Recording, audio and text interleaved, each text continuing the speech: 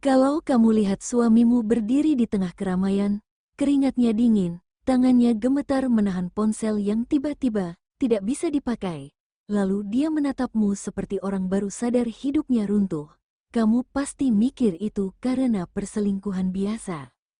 Tapi bukan, itu karena satu hal yang lebih menusuk dari kata selingkuh. Dia menjual sesuatu yang bukan miliknya, diam-diam, murah. Lalu uangnya dipakai untuk membangun surga kecil buat perempuan lain. Dan yang paling kejam, dia melakukannya sambil pulang ke rumah setiap malam, mencium kening anak kami, dan tetap minta dibuatkan teh hangat seolah semuanya baik-baik saja. Halo, sebelum aku mulai, aku mau tanya dulu, kamu nonton dari mana? Tulis di komentar ya, biar aku bisa nyapa kalian satu-satu. Kalau kamu pernah ngerasa dikhianati atau lagi berjuang di hubungan yang bikin sesak, jangan lupa like dulu, share ke teman yang butuh denger cerita begini, dan subscribe biar kamu nggak ketinggalan lanjutan kisah-kisah yang kadang bikin marah, tapi juga bikin kita belajar berdiri lagi. Malam itu hujan turun rintik-rintik, bukan yang deras sampai banjir, tapi yang cukup bikin kaca jendela berembun dan lampu jalan jadi berpendar seperti mata yang abis nangis. Rumah kami sederhana tapi hangat, tipe yang kalau malam terdengar jelas suara sendok menyentuh gelas. Anak kami, Raka, sudah tidur di kamar dengan selimut bergambar dinosaurus. Aku duduk di ruang tamu, lampu kuning kecil menyala, dan di meja ada satu benda yang bikin dadaku berdebar tanpa alasan jelas, kunci mobil. Kunci itu tergeletak seperti barang yang ditinggalkan. Padahal biasanya kunci mobil selalu ada di gantungan dekat pintu. Mobil itu, mobilku, mobil yang aku beli sebelum menikah. Dari hasil kerja keras, dari lembur yang bikin mataku perih, dari bonus yang aku tabung diam-diam demi rasa aman. Bukan mobil mewah yang bikin orang melongo, tapi nilainya besar. Dan yang paling penting, mobil itu simbol bahwa aku pernah berdiri dengan kakiku sendiri. Suamiku, Damar, belakangan sering pulang malam. Alasannya selalu sama, rapat, target, klien, macet. Dia bilang aku harus ngerti karena sekarang lagi kejar karir. Aku berusaha jadi istri yang tenang, yang gak ngejar-ngejar, yang percaya. Karena aku juga kerja, aku juga capek. Aku gak mau rumah jadi arena interogasi. Tapi ada hal kecil yang mulai terasa aneh. Damar jadi sering nanya hal-hal yang biasanya dia nggak peduli. BPKB mobil kamu masih di laci ya? Tanyanya suatu sore, sambil pura-pura sibuk buka laptop. Aku melirik, iya, kenapa? Enggak, cuma, kemarin aku cari map keluarga, takutnya ketumpuk. Aku jawab, oh, dan lanjut masak. Tapi sebenarnya ada jarum halus yang nyelip di kepala. Kenapa tiba-tiba dia nanya BPKB? Beberapa hari kemudian, dia nanya lagi. Kali ini lebih santai, seolah bercanda. Kalau mobil kamu dijual sekarang, kira-kira laku berapa ya? Aku ketawa kecil, tapi bukan ketawa lucu. Ngapain dijual? Itu aset aku. Damar mengangkat bahu, senyumnya tipis. Ya, siapa tahu buat upgrade rumah, kan? Aku diam. Upgrade rumah, kami baik-baik saja. Cicilan lancar, kami bukan pasangan yang hidup mepet. Dan kalaupun mau upgrade, kenapa idenya jual mobilku, bukan cari strategi lain? Hujan malam itu bikin suasana makin berat. Aku ambil kunci mobil dan muter-muter di tanganku. Dinginnya besi itu seperti nyentuh nadi. Aku buka aplikasi parkir komplek, karena mobilku biasanya terdeteksi masuk keluar. Aku bukan orang curigaan, tapi ada rasa tak enak yang gak bisa kupaksa hilang. Aku lihat riwayatnya. Hari itu, mobilku keluar siang. Padahal aku seharian di kantor dan Damar bilang dia juga di kantor. Mobilku keluar, dan belum masuk lagi. Aku berdiri cepat, kursi berdecit, aku berjalan ke garasi. Garasi kosong, ruang yang biasanya ada bayangan mobilku. Sekarang cuma lantai dingin yang basah oleh cipratan hujan dari luar. Aku menutup mulut, bukan karena mau teriak, tapi karena suara apapun rasanya bakal memecahkan sesuatu di dalam dadaku. Aku seperti orang yang baru sadar. Ada yang dicuri, tapi pencurinya punya kunci rumah. Aku telepon Damar, sekali, 2 kali, tidak diangkat. Aku kirim chat, "Mas, mobilku di mana?" Centang 2, dibaca, tidak dibalas. Aku menatap layar ponsel seperti menatap wajah orang yang baru saja mengkhianatiku tanpa kata. Lalu sebuah pesan masuk dari nomor asing, isinya cuma 1 kalimat dan 1 foto. "Bu, maaf ganggu, saya beli mobilnya dari Pak Damar. Ini fotonya waktu serah terima. Kalau ada salah, saya siap jelasin." Foto itu membuat ruang tamu seperti runtuh. Damar berdiri di samping mobilku, tersenyum, dengan tangan menjabat seorang pria. Dan di belakang mereka, terlihat map coklat yang aku kenal, map tempat BPKB aku simpan. Aku duduk lagi, pelan, seperti lututku kehilangan fungsi. Waktu itu aku belum tahu satu hal yang lebih jahat dari penjualan diam-diam. Aku belum tahu, uangnya dipakai untuk membeli rumah untuk selingkuhannya. Aku nggak langsung meledak malam itu. Aneh ya, kadang ketika sesuatu terlalu menyakitkan, tubuh malah memilih diam dulu, seperti menahan napas sebelum tenggelam. Aku screenshot semua, nomor pembeli, foto serah terima, chat yang dibaca tapi nggak dibalas. Lalu aku bangun, masuk kamar, lihat Raka tidur dengan napas teratur. Aku usap rambutnya pelan. Dalam gelap, aku berbisik, "Nak, kalau ibu harus jadi orang jahat untuk melindungi kita, ibu bakal jadi." Pagi harinya, Damar pulang seperti biasa. Bajunya bau hujan dan parfum yang bukan parfum rumah. Dia masuk, menaruh tas, dan ngomong seolah nggak ada yang terjadi. "Kamu belum tidur?" Aku menatapnya. Lama, dia baru sadar aku masih duduk di ruang tamu. Ponsel di tangan, dan ada sesuatu di udara yang dingin. Dia menelan ludah. Aku tanya pelan, "Mobilku di mana, Mas?" Damar tersenyum kaku. "Oh itu, kemarin ada yang nawar." Aku pikir. "Kamu pikir apa?" Suaraku tetap pelan, tapi ada api yang baru saja menyala. Dia berdiri, mencoba santai. "Aku jual, tapi tenang, uangnya buat kita." Aku mendekat 1 langkah. "Buat kita?" Damar mengangguk cepat. "Buat rencana rumah, buat investasi. Kamu kan selalu bilang harus punya aset." Aku tertawa kecil, tapi itu bukan tawa bahagia. Itu tawa orang yang baru sadar, kebohongan bisa disajikan seperti nasi hangat. "Aset," aku mengulang, "kamu jual mobilku, tanpa izin, tanpa ngomong, tanpa rasa bersalah. Lalu kamu bilang itu buat aset." Damar mulai defensif. "Ya udah, maaf. Tapi kamu juga harus ngerti, aku kepala keluarga. Aku mengambil keputusan." Kalimat itu seperti tamparan. "Kepala keluarga," katanya, seolah kepala itu memberi hak untuk mencuri dari istrinya sendiri. Aku mengangguk pelan. "Oke." Dia terlihat lega, mungkin mengira aku luluh. Dia nggak tahu, di kepalaku sedang tersusun sesuatu yang rapi, bukan rencana balas dendam murahan, tapi rencana untuk mengembalikan rasa hormat yang dia injak-injak. Hari itu aku tidak ribut, aku bahkan membuatkan dia kopi. Aku menatap gerak tangannya saat dia membuka laptop, saat jarinya mengetik pesan, saat ponselnya bergetar dan dia buru-buru membalik layar agar aku nggak lihat. Aku jadi lebih peka, lebih tajam. Sore itu, saat Damar mandi, ponselnya tertinggal di meja.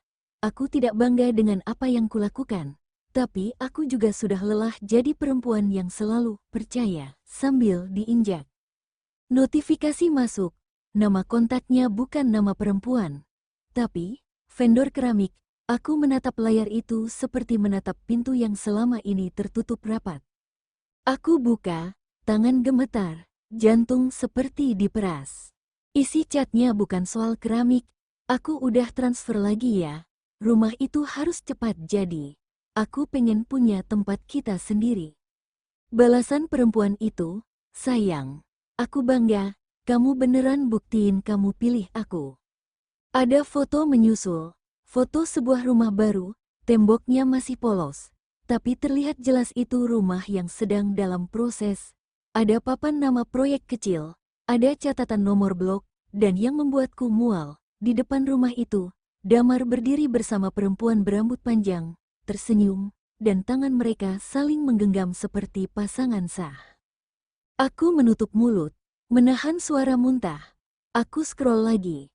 Ada bukti transfer, ada percakapan tentang notaris, tentang DP, tentang sertifikat yang akan atas nama siapa. Dan ada satu kalimat yang membuatku seperti dibelah dua. Mobil dia udah beres, lumayan, walau aku jual agak murah biar cepet.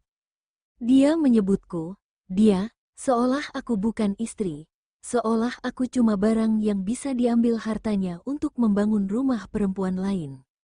Aku duduk di lantai kamar, menahan napas, air mata jatuh tanpa suara. Dan di tengah tangis yang sunyi itu, aku sadar sesuatu. Aku tidak sedang berhadapan dengan suami yang khilaf. Aku berhadapan dengan orang yang memilih menghancurkanku dengan sadar. Malamnya, Damar keluar lagi. Ada acara kantor, katanya. Aku mengangguk. Iya, hati-hati. Dia cium kening Raka, lalu pergi. Begitu pintu menutup, aku membuka laptop. Aku login ke akun yang selama ini kami pakai untuk keuangan rumah. Karena sejak awal menikah, aku yang mengatur. Aku tahu kartu apa saja yang dia punya. Aku tahu rekening mana yang dia pakai.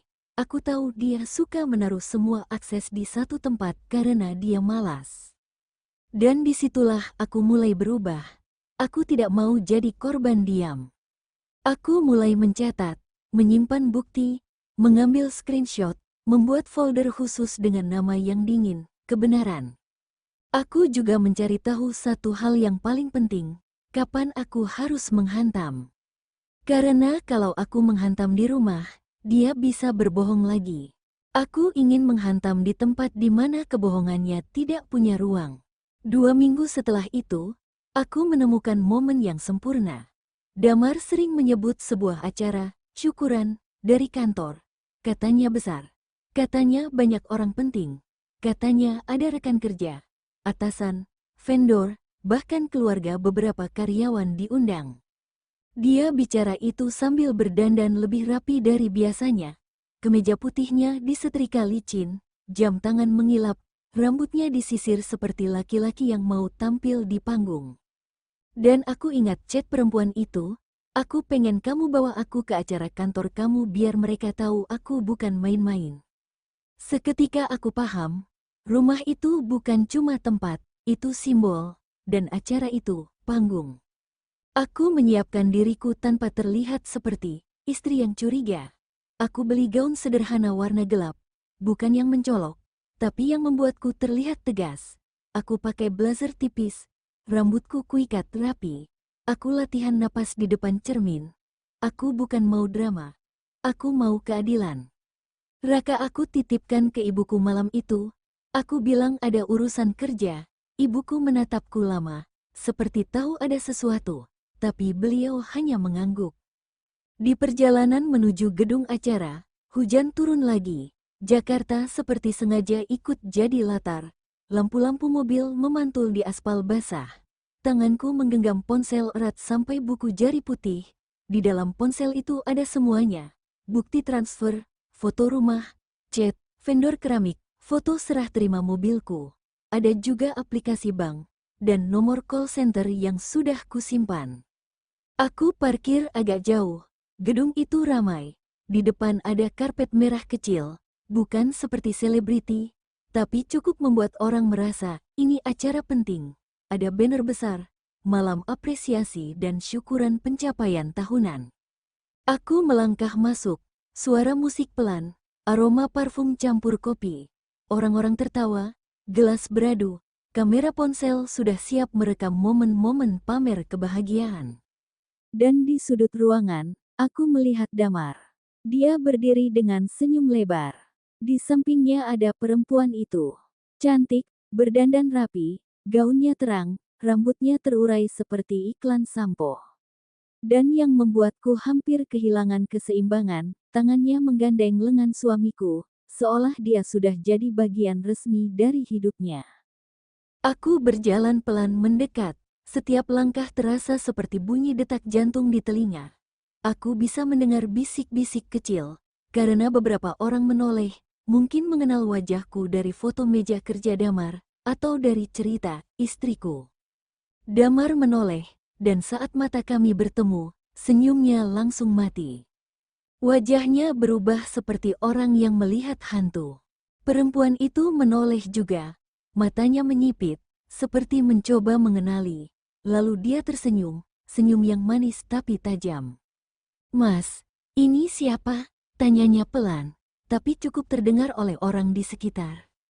Damar gagap, ini, aku mendahului. Suaraku tenang, bahkan terlalu tenang. Aku istrinya. Hening kecil terjadi, seperti ada tangan tak terlihat mematikan volume ruangan di sekitar kami. Tawa di dekat situ mengecil. Musik tetap jalan, tapi terasa jauh. Perempuan itu membeku.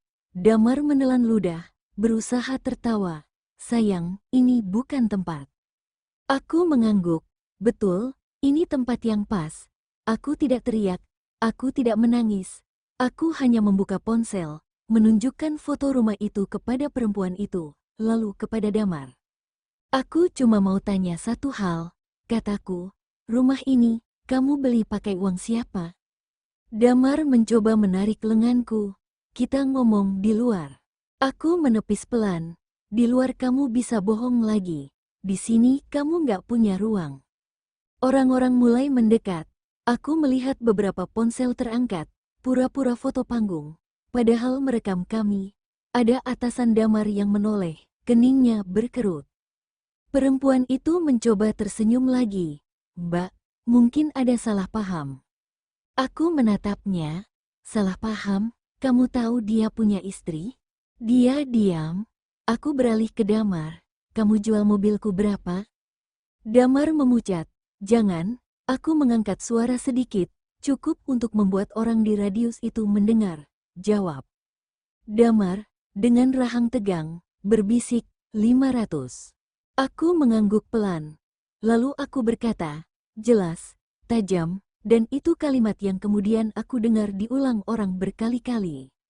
"Kamu jual mobilku buat beli rumahnya. Sekarang aku jual aksesmu ke hidupku." Aku menekan tombol call. Aku telepon bank. Nada sambung terdengar. Petugas menjawab ramah. Tanganku tidak gemetar lagi. "Selamat malam. Ada yang bisa dibantu?" Aku menatap Damar yang berdiri seperti patung. "Saya mau blokir semua kartu atas nama Damar Pradipta, terkait akses rekening bersama dan kartu kredit keluarga. Saya pemegang otorisasi utama. Saya punya data verifikasi." Damar langsung panik. "Jangan, kamu gila." Aku tetap berbicara ke telepon. Mengucapkan data satu-satu. Nama ibu kandung, tanggal lahir, alamat, kode verifikasi. Semua keluar dari mulutku seperti membaca puisi yang dingin. Petugas berkata, "Baik, Bu, proses pemblokiran sedang dilakukan." Damar meraih ponselku, tapi aku mundur. Orang-orang sudah memandangnya dengan jijik. Atasannya mendekat, suaranya rendah tapi tajam. "Damar, apa ini?" Perempuan itu mulai menangis kecil, menutup wajah, pura-pura korban. Tapi orang-orang sudah tahu, di ruangan itu, aku bukan yang memalukan. Mereka yang memalukan. Petugas bank menutup dengan kalimat yang seperti palu terakhir, "Bu, semua kartu sudah terblokir. Akses transaksi sementara dinonaktifkan." Aku menghela napas pelan. Aku menatap Damar, lalu perempuan itu. "Silakan nikmati rumah kalian," kataku, "tapi jangan pakai uang yang kamu curi dari hidupku." Dan saat aku berbalik, aku mendengar bisik-bisik seperti ombak. "Astaga, suaminya selingkuh, jual mobil istri. Gila, berani banget si istrinya. Pantesan dia panik." Aku melangkah keluar gedung dengan dada sakit, tapi punggung tegak. Hujan menyambutku di luar, membasahi blazerku. Tapi untuk pertama kalinya, aku merasa air yang jatuh dari langit itu bukan menenggelamkan. Itu seperti membersihkan. Malam itu aku pulang sendirian. Di mobil sewaan, Aku menatap lampu-lampu kota yang kabur oleh air hujan di kaca. Tanganku masih dingin. Aku menang. Tapi rasanya seperti menang dengan luka terbuka. Di rumah, aku masuk pelan. Sepi, hanya suara jam dinding. Aku duduk di sofa yang sama. Tempat aku menemukan foto serah terima mobilku. Dan untuk pertama kalinya, tangisanku pecah. Bukan tangis histeris, tapi tangis yang keluar dari tempat terdalam, tempat yang selama ini kupaksa kuat demi jadi istri baik. Aku menangis sampai napasku berat, sampai mataku panas, sampai aku sadar. Aku bukan cuma kehilangan mobil, aku kehilangan kepercayaan. Damar pulang menjelang subuh, mengetuk pintu dengan keras. Aku tidak membuka. Ponselku bergetar terus, panggilan, chat, suara marah, suara memohon, suara panik. Aku butuh akses, aku harus bayar ini itu. Aku membalas satu kalimat saja, kamu sudah bayar rumahnya, sekarang bayar konsekuensinya. Besoknya, cerita itu menyebar seperti api. Video pendek dari acara itu beredar di grup-grup kantor, di WhatsApp keluarga, bahkan sampai ke tetangga. Ada yang mengirim ke aku, dengan caption yang bikin dada sesak sekaligus lega. Mbak, kamu keren. Keren? Aku tidak merasa keren. Aku merasa hancur, tapi akhirnya berhenti pura-pura utuh. Atasan Damar memanggilnya. Aku tahu karena Damar memohon padaku. Minta aku jelasin ke kantor bahwa itu masalah pribadi. Masalah pribadi, dia membuatnya publik saat menggandeng perempuan itu di acara kantor. Beberapa hari setelah kejadian, perempuan itu menghilang dari semua chat, vendor keramik, berubah jadi centang satu, lalu tidak ada lagi. Rumah yang mereka banggakan itu tiba-tiba jadi beban. Karena tanpa akses uang, tanpa kartu, semua cicilan, DP, renovasi, macet. Damar datang ke rumah ibuku, menangis di depan pagar, minta bertemu Raka. Ibuku menelponku, suaranya berat. Nak, bapakmu ini bikin malu, tapi dia tetap ayahnya Raka. Aku menatap Raka yang sedang main robot-robotan. Anak itu tidak tahu dunia orang dewasa bisa sebegitu rusaknya. Aku mengizinkan Damar bertemu, tapi di halaman, tidak masuk. Damar memeluk Raka, tapi matanya terus melirik ke aku, seperti berharap aku luluh. Maaf, katanya pelan. Aku menatapnya dingin.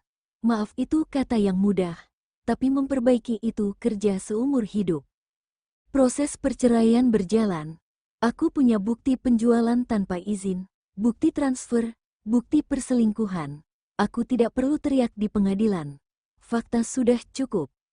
Damar kehilangan banyak hal, reputasinya runtuh. Di kantor, orang tidak lagi menatapnya sebagai pria sukses. Mereka menatapnya sebagai pria yang jual harta istri demi selingkuhan. Dan stigma itu lebih tajam daripada teguran hari. Aku pindah rumah, tidak besar, tapi cukup. Aku menata ulang hidupku dengan tangan yang masih gemetar. Tapi setiap hari aku paksa bergerak. Aku kembali fokus kerja. Aku mulai usaha kecil-kecilan di rumah, catering makan siang untuk kantor-kantor sekitar, karena aku butuh tambahan, dan aku butuh merasa hidupku punya arah. Raka tumbuh. Dia sempat bertanya, "Ayah kenapa nggak tinggal sama kita?" Aku jawab pelan, sambil mengelus rambutnya, karena kadang orang dewasa bikin pilihan yang menyakitkan. Tapi itu bukan salah kamu. Hari berganti, luka tidak hilang cepat. Ada malam-malam aku masih terbangun karena mimpi buruk, melihat Damar tersenyum di samping mobilku, melihat map BPKB di tangannya. Ada hari-hari aku merasa bodoh karena pernah percaya. Tapi ada juga hari-hari aku tertawa lagi, tertawa sungguhan, saat Raka pulang sekolah bawa nilai bagus, saat usahaku mulai dikenal, saat tetangga bilang, "Masakan kamu enak, Bu." Aku tidak pernah merasa menang mutlak. Menangku pahit, karena kemenangan itu dibayar dengan runtuhnya keluarga yang dulu aku jaga mati-matian. Lalu waktu berlari, 10 tahun berlalu, lalu 15. Raka sudah remaja dewasa, tingginya melebihi aku, suaranya lebih berat, dia punya tatapan yang tenang, Tatapan orang yang tumbuh dari rumah yang pernah pecah, tapi memilih tidak jadi pecahan. Aku punya rumah yang lebih baik sekarang, tidak mewah, tapi rapi, ada tanaman di teras, ada ruang kerja kecil untuk usahaku yang berkembang. Aku tidak kaya raya seperti di drama, tapi aku punya ketenangan yang tidak bisa dibeli. Dan satu hari, di sebuah sore yang cerah, saat matahari turun pelan dan angin membawa bau hujan yang akan datang, Damar muncul lagi. Dia berdiri di depan pagar, rambutnya mulai beruban, badannya lebih kurus, bajunya tidak serapi dulu, di tangannya ada map lusuh, matanya merah. Aku menatapnya tanpa kaget, seolah aku sudah tahu suatu saat masa lalu akan mengetuk lagi. Boleh bicara, suaranya serak. Raka keluar dari dalam, melihatnya, wajah Raka datar, tidak benci meledak-ledak, tapi dingin. Damar menatap anaknya seperti orang yang menatap foto lama yang sudah pudar. Raka. Raka mengangguk pelan. Ada apa? Damar menelan ludah. Ayah minta maaf. Hening, angin lewat, menggerakkan daun tanaman di teras. Aku melihat tangan Damar gemetar. Ayah dulu, salah, ayah jatuh, ayah kehilangan kerja, kehilangan semuanya. Rumah itu, akhirnya bukan milik ayah. Perempuan itu pergi. Ayah cuma pengen minta kesempatan, walau cuma buat ketemu kalian. Aku menatapnya lama. Dulu, kalimat begitu mungkin akan membuatku runtuh. Tapi sekarang, aku seperti sudah melewati semua musim. Aku berkata pelan, kesempatan itu bukan milik kamu untuk minta seenaknya. Kamu sudah ambil terlalu banyak tanpa izin. Damar menunduk. Aku tahu. Raka melangkah maju sedikit. Suaranya tenang tapi menusuk. Aku nggak benci ayah. Tapi aku juga nggak bisa pura-pura lupa. Damar menangis. Air matanya jatuh cepat. Ayah cuma pengen. Raka memotong, lembut tapi tegas, yang hancur nggak bisa balik jadi utuh cuma karena minta maaf. Kalimat itu menggantung di udara seperti palu terakhir. Aku menoleh ke anakku, dan dadaku sesak, bukan karena sedih, tapi karena bangga. Anak ini tumbuh tanpa jadi pahit, dia tumbuh jadi kuat. Damar mengangkat wajahnya, menatapku. Aku bisa bantu apapun, aku bisa. Aku menggeleng. Kamu dulu punya kesempatan untuk bantu, untuk jaga, untuk jujur, kamu pilih jalan lain. Dia menarik napas, seperti orang yang menerima vonis. Aku tidak mengusirnya dengan marah. Aku tidak perlu. Aku hanya berkata, kamu boleh datang sesekali, kalau Raka mau. Tapi jangan minta kembali jadi pusat. Kamu sudah memilih jadi pinggiran. Damar mengangguk pelan. Terima kasih, walau aku nggak pantas. Dia berbalik. Langkahnya lambat.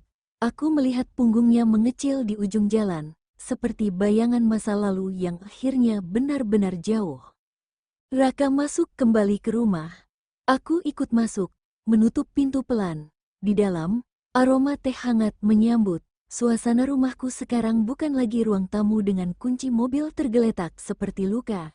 Ini rumah dengan suara hidup, dengan buku-buku Raka, dengan rencana masa depan. Aku duduk, memandang jendela. Langit mulai mendung. Tapi bukan mendung yang menakutkan. Mendung yang biasa, yang datang lalu pergi. Raka duduk di sampingku.